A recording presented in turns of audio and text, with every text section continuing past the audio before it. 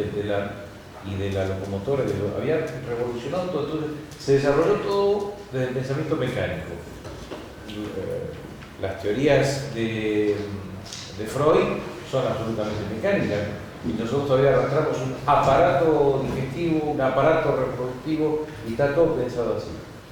Ahora, en realidad de la física el concepto de la visión sigue siendo el mismo. Si no es que se volvió a pensar que el ojo proyecta algo, sigue recibiendo luz. Lo que pasa es que filosóficamente no interesa para pensar ahora. Nos hemos desembarazado de la mecánica para pensar.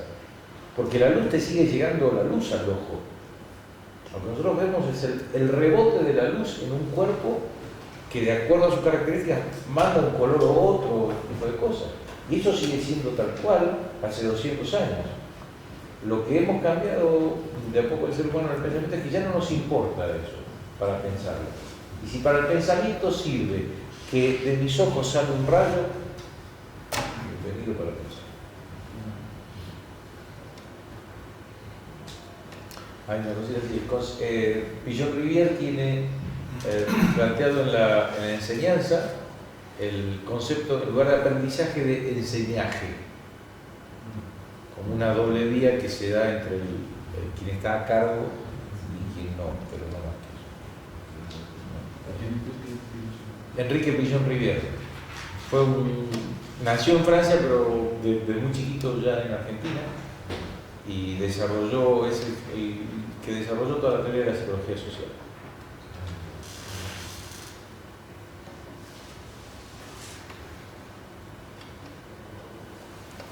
Perdón, desde el concepto de grupo, ¿no?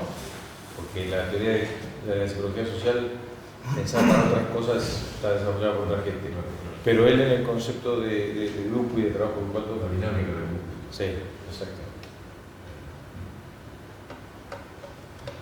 No sé, yo es que me he perdido prácticamente todo, igual estoy aterrizando así marcianamente, pero esto que estás comentando, que es verdad que hay un desinterés o desembarazarse de la cacharrería, que la luz sigue llegando, y incluso aquí el otro día votó una explicación de un sistema, ¿no? De cómo funcionaba esa construcción de la imagen, por un lado, desde el punto de vista receptivo, pero a la vez, si es verdad y que tiene que ver, al menos cuando empezabas a hablar, hay una construcción, porque no solamente hay la física, la fotónica, si quieres, es una parte de un hojaldre mucho más complejo. Porque es como cuando tú empezabas antes a comentar, ¿no? De que en realidad, si estás comprendiendo lo que ves, o como hay toda una serie de juegos allí, que no sé si vienen muy a colación, pero sí que es más complejo que solamente dejar la cacharrería a un lado, ¿no? Creo. O sea, hay una construcción permanente, o sea, la percepción es bidireccional, no es simplemente una recepción, porque nadie ve lo mismo, ¿no? Cómo interpretas o cómo es ese juego, además, en todo caso es más complejo y más escurridizo que un quitarse una cosa y sustituir por otra, que es un poco como estábamos hablando hoy, la idea de la sustitución. Aparte que el fotón tiene que venir de algún sitio y rebotar, entonces incluso físicamente es más enredado. ¿Sí? Y la cuántica se enfrentó con ese problema. Para la cuántica no es tanto un fotón que viene ahí y lo capturo. Además, de hecho, ahí tiene que tener una que lo bota. Y si luego ya se viene uno de los ojos en un espejo, a mí que alguien me explique en qué dirección va el fotón, porque ahí ya creo que ya se terminó de apagar la luz y ninguna. Ya, sí. Exacto. Lo más sano que uno puede hacer, apagar la luz y menos. Pero es que aparte de la broma, es lo que tiene que ver con el pensamiento. Porque si vos tenés tu ojo frente al espejo, que es otro espejo, ya lo vimos, ¿no? Lo que vos ves es la imagen de tu ojo. Es decir, un rayito, pongámosle una pelotita para simplificarlo, vino rebotando ahí, pegó en tu ojo, y esa imagen que rebotó en tu ojo dio una imagen en el espejo que es la que vos estás percibiendo. Entonces, lo que vos ves es eso. Lo que yo no sabía cómo ubicar era la palabra percepción. Porque percepción, desde el concepto de un órgano sensorial que capta algo, o percepción desde el conjunto de comprensión de lo que ese órgano capta. Eso es lo que O interpretación de la señal, o incluso hay una decodificación, ¿no? Claro, pero es que como yo contaba antes, si vemos de acuerdo con lo que sabemos. En el fondo es lo que a eso se reduce todo. Cuanto menos se sabe, menos se ve. Cuanto más se sabe, más se ve. Lo cual no quiere decir que sea mejor una cosa que otra, no es importante ni nada. No, en este caso no es claramente una cuestión de cantidad, que pueda regular la cantidad. incluso apagando la luz.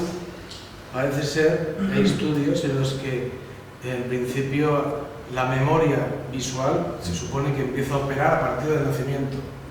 Y hay estudios en los que, además de que hay un registro de experiencia previa, por supuesto, incluso la imagen mental, la construcción del mundo en el momento del nacimiento hay mucho construido. Entonces ahí están operando también otros planos que de momento... Bueno, apagar la luz es soñar, Por ejemplo, lo mismo. un ciego que no ha visto sueña en imágenes. Un ciego de nacimiento sueña en imagen, tiene la percepción, la sensación del verde, aunque no lo ha visto. A mí me contaba un ciego la sensación que le daba el verde. Y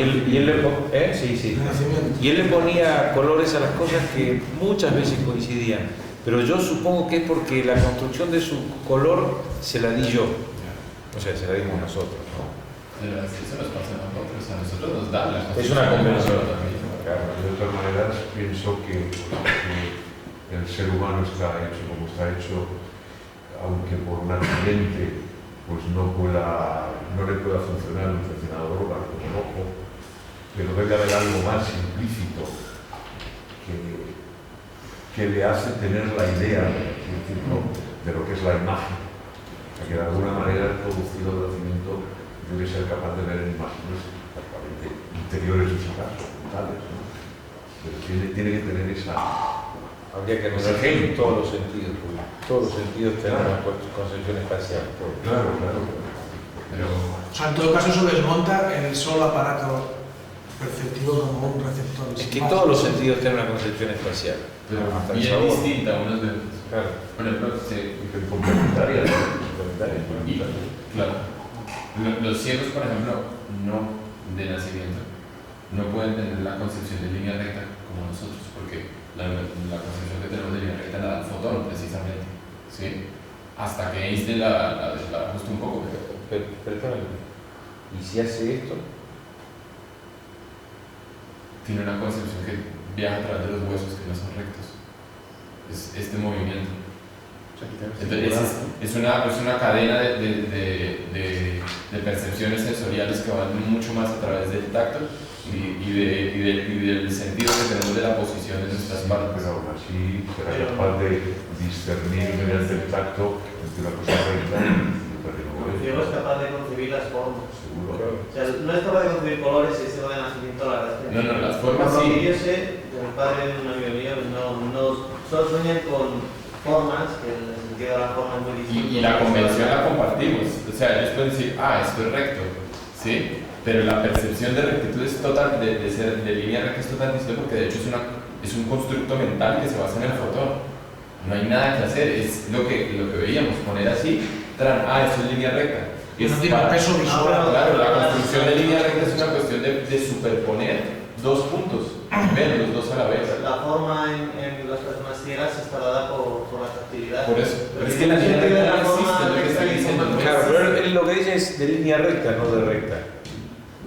Él puede decir, puede compartir nuestra convención. Él dice, esto es recto y esto es curvo, sin problema. Pero no tiene la construcción es mental. Y de hecho, las personas ciegas que trabajan con matemáticas y eso, se les da sin ningún problema entender geometrías no euclídeas, que es la que matan las paralelas. O sea, el quinto postulado de Euclides, que es el que dice que por un punto, en una recta, solo puede pasar una recta paralela a esta, la primera, ¿sí? Bueno, ese postulado es histórico porque porque los matemáticos estuvieron intuyendo durante muchísimo tiempo que, bueno, primero eran menos intuitivos los postulados, entonces se hizo un esfuerzo gigantesco por demostrarlo con los otros 4, hasta que se vio que no. Entonces en ese momento nacen las geometrías no euclidias, porque si se muestra que esto no surge de los otros 4, se puede pensar otras geometrías en donde están los 4 y la negación del de las paralelas. Y los ciegos trabajan con mucha más intuición el concepto de que hay una recta, hay un punto y pueden haber varias líneas paralelas, porque el concepto de línea es otro, totalmente distinto, porque su percepción de ella no tiene el fotón. Nosotros concebimos línea recta desde el fotón, o sea que puede que haya imágenes, pero ¿de qué tipo? O sea, yo creo que es una cuestión... Bueno, No, es más bien... no, estaba pensando que no sé cómo será con la línea, la verdad que no me lo pregunté antes cuando tenía más opción de plantearlo, pero por ejemplo, depende del grado de debilidad mental, ya las conceptualizaciones se te empiezan a perder. A nosotros nos resulta tan cotidiano imaginarnos el sistema solar, es imposible de explicárselo a un débil mental. Es que eso de que nos resulta cotidiano yo lo pondría en telejuicio. Pero básicamente nos entendemos con una convención muy rápida, pero de ahí a que entendamos. A lo que voy, vos podés hacer una representación mental en el espacio de cosas que giran sin estar apoyadas en un plano. Y esto para un chico, para una persona débil mental, depende del grado, es imposible.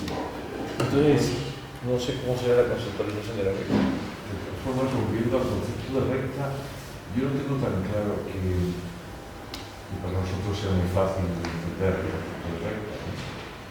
Primero porque ópticamente pues las rectas muchas veces son curvas, muchas veces, ¿no? Y segundo porque incluso, bueno, ahora ya está demostrado, antes no se sabía, pero está demostrado el espacio es curvo, ¿no? Claro, también está haciendo curvo, al final nuestra escala plano.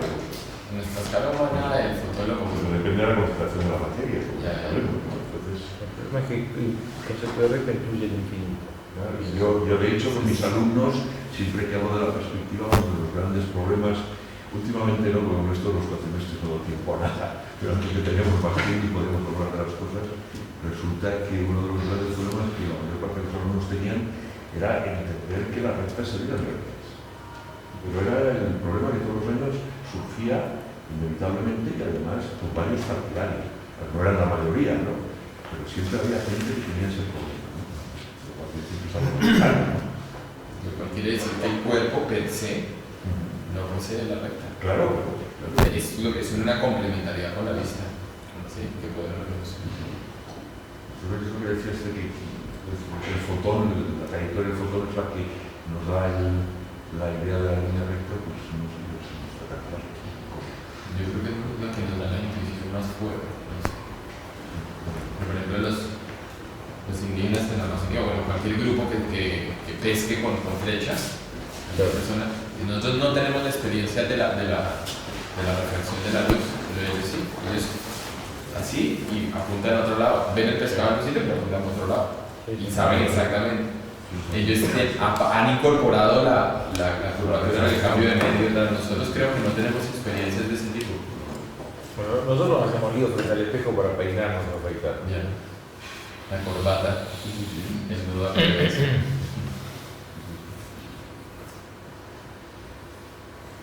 son sencillamente realidades distintas.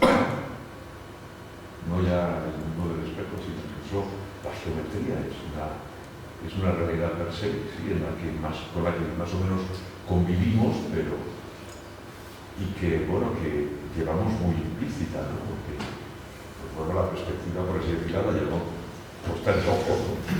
Incluso vemos las cosas en perspectiva, realmente, ¿no? Y luego hay otro dato muy curioso que es el sentido vestibular, ¿no? Que lo dan los canales vestibulares del oído, y resulta que esos canales, que son prácticamente semicírculos perfectos, y además están cada uno en un plano que es ortogonal a estos dos, es decir, digamos el triedro del rectángulo lo llevamos implícito en el oído. ¿Cuál figura dijiste? Triedro del rectángulo, es decir, tres tres planos que se cortan normalmente los planos enteros. Cartesianismo. Exacto, la base del cartesianismo. Curiosamente somos seres cartesianos por naturaleza, no por Descartes. Descartes lo único que hizo fue evidenciar eso. Hay uno de los programas que va manejando la variable y va cambiando la trayectoria de la figura que va haciendo. No me acuerdo, ayer en un taller lo estoy mostrando en la pantalla también. Que trabaja igual que los otolitos del oído. Claro, una señal para cada eje. Claro que igual. Y así sí.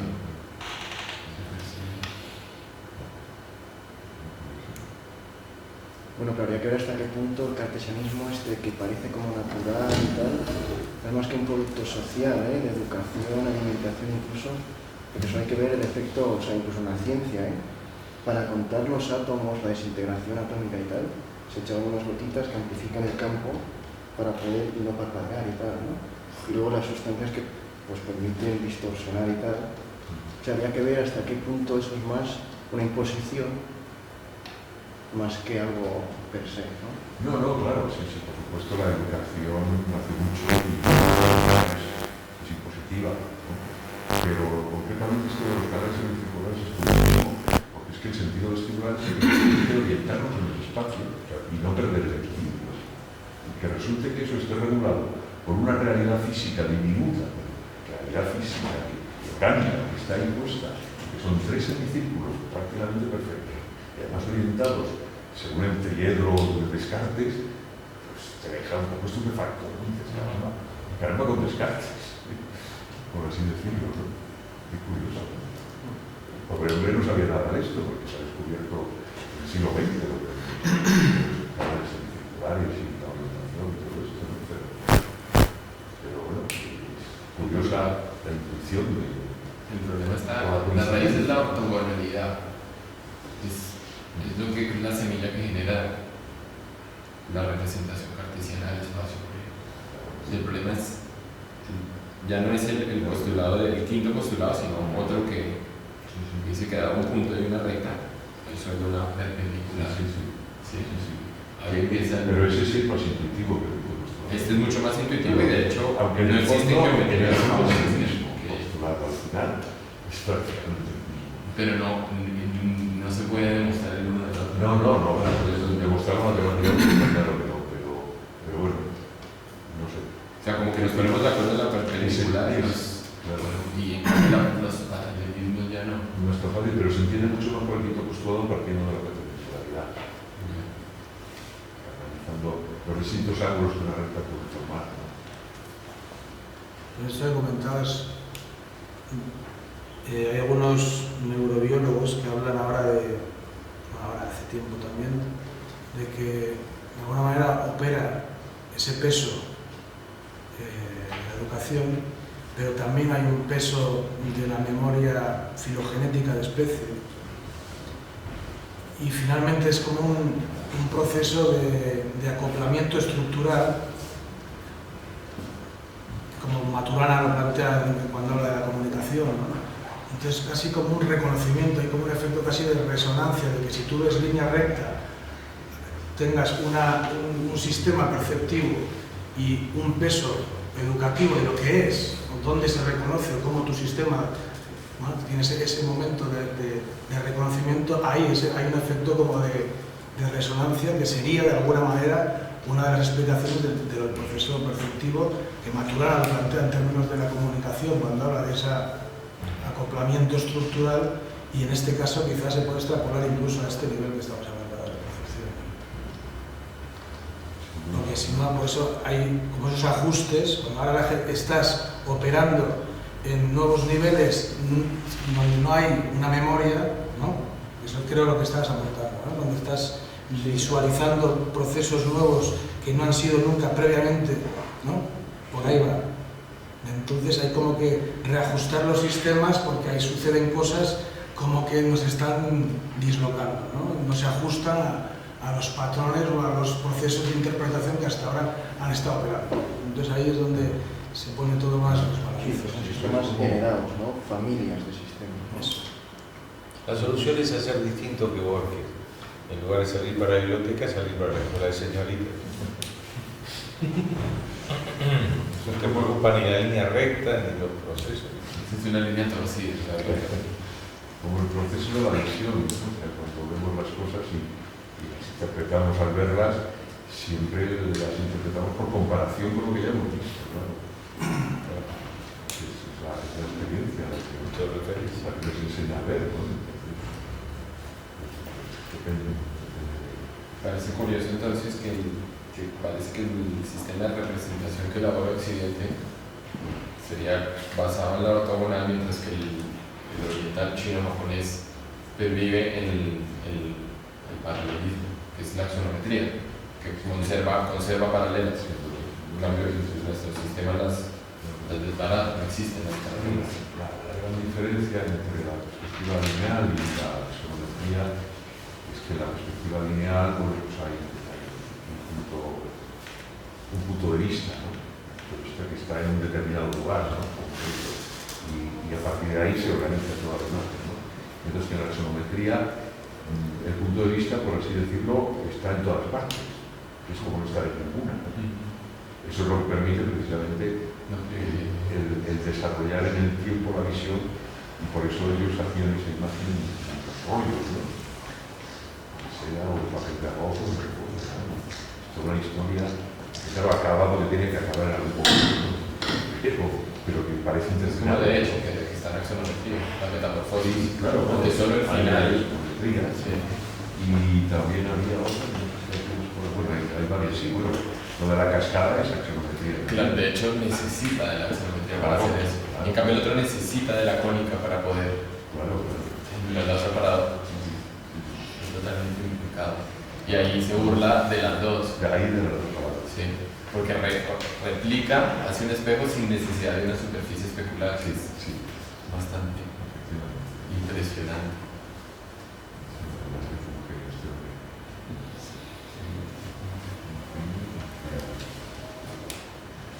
Y lo de las paralelas que lo retoma el constructivismo, yo no sé si previamente, yo me imagino que lo primero que lo coge el constructivismo es el desarrollo de comunicación ingenieril, digamos. Yo me imagino durante el siglo XIX. O sea, precisamente con lo que hablabas de las máquinas, hay la necesidad de explicarlas, y la única manera de explicar un acoplaje es respetando paralelas, si no te desubicas. Entonces puedes poner una parte aquí, otra aquí, y genera paralelas que explican el acoplaje. Pues por eso es que el constructivismo después la Bauhaus para la arquitectura lo retoma. Los catálogos de Lego, creo que es como a mí me parece como el ejemplo más colorido de los sistemas de acoplaje con una visión axonométrica. Sí, porque el nombre de constructivismo ya indica algo de ese sentido, ¿no? Pues construcción, maquinismo, piezas técnicas, mecánico, químico. Fue el gran mito de esa época. Y el telar que mostraste era de una sofisticación de piezas y eso. Todo la simplicidad con la que dan la profundidad y simplemente con el telar en caballera. Ahora, la perspectiva está planteada al revés. ¿Perdona? La perspectiva del telar que se está planteada al revés. No creo eso. Claro, la parte más lejana del telar es la que está más separada. No. En este axonométrico, o sea que no deforma. Es la sensación que da, ahí fíjate, es interesante que digas esto porque acostumbrados a ver que lo alejado se achica, cuando vemos que no se achica nos da la sensación de que es más grande, y no lo es. Y si Es superpusiéramos paralelo. Sí, sí, una sensación que da, ¿no? si superpusiéramos un esquema axonométrico dentro, al interior de una proyección con punto de fuga, lo que va a dar la sensación es que se pega una. Claro, sí. Es un choque de lenguaje. Así que está paralelo. Y lo de Sin City y otros juegos es porque es por una cuestión constructivista prácticamente, porque en el Sin City tú tienes que añadir ciudad y aparte la ciudad puede crecer indefinidamente. Claro, La cámara entonces la forma sí. más. Y el mismo edificio puede ser idéntico, entonces es el mínimo de recursos informáticos. Sí. No tienen que deformar nada. Sí. Es como a SimCity se juega como un rollo, precisamente. Eso es la idea del rollo.